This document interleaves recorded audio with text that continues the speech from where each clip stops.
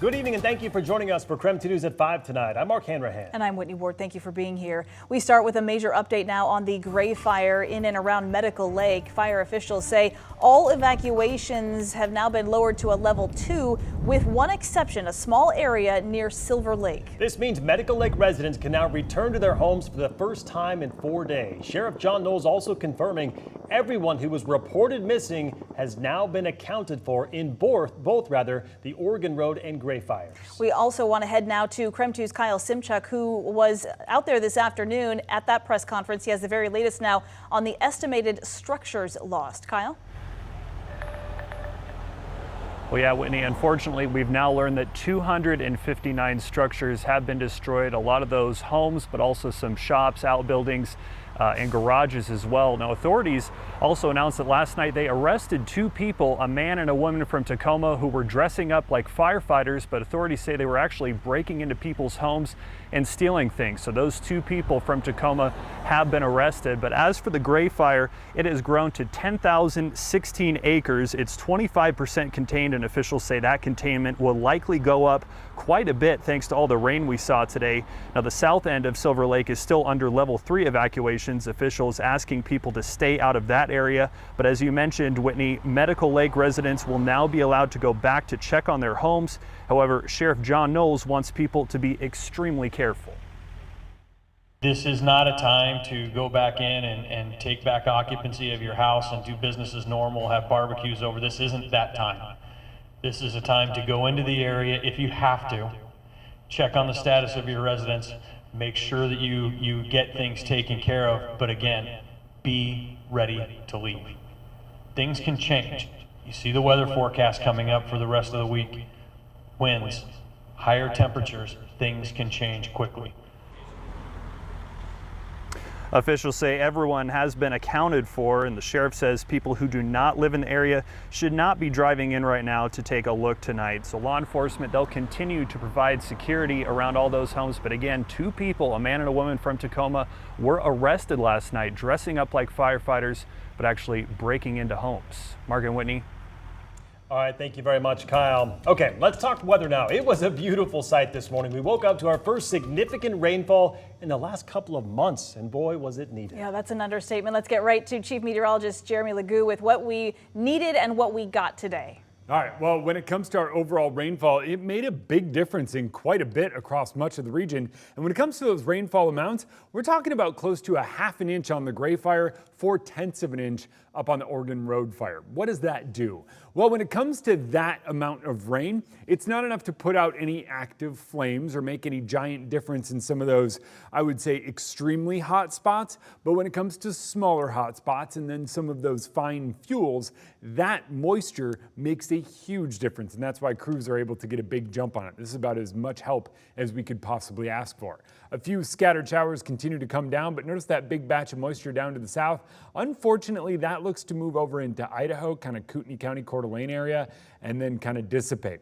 Tomorrow morning, wind picks up. Wind starts picking up tonight behind this rain, and as we wake up tomorrow, I think we're in the strongest wind. Wind gusts at 15 to 25 miles per hour would be a huge deal if it weren't for some of that rain. So the rain is kind of twofold. Helps the active now, and it helps what's coming our way as we get into the day tomorrow.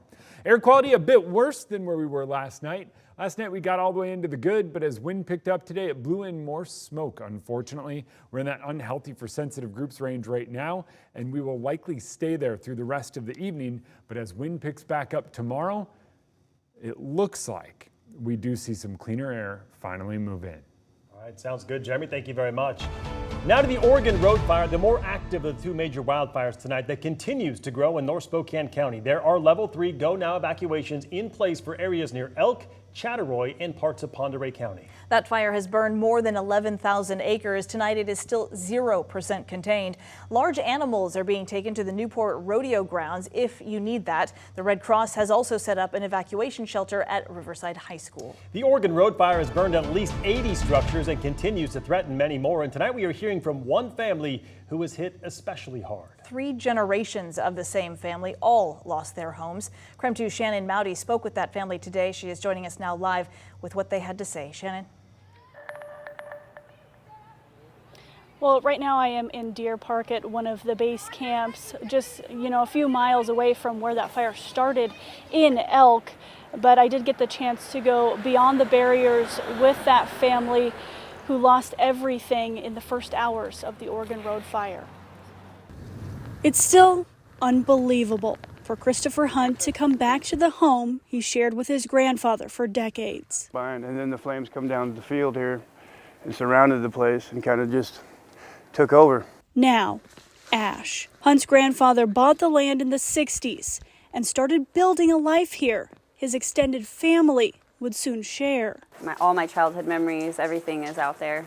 Not just my grandpa and my dad lived there, but my aunt and uncle and my other aunt and uncle. 3 generations worth of memories and work gone. I don't know that I have words just to see everything gone. All of my family's life. My grandpa built his house, he built a sawmill, he built a planer, he built tractors. All of what he has worked hard for his whole life is gone. Christopher was able to save his grandpa, pulling him from the home as flames closed in. Just up the hill, other Hunt family members had minutes to evacuate too. All you could hear, it sounded like a jet engine.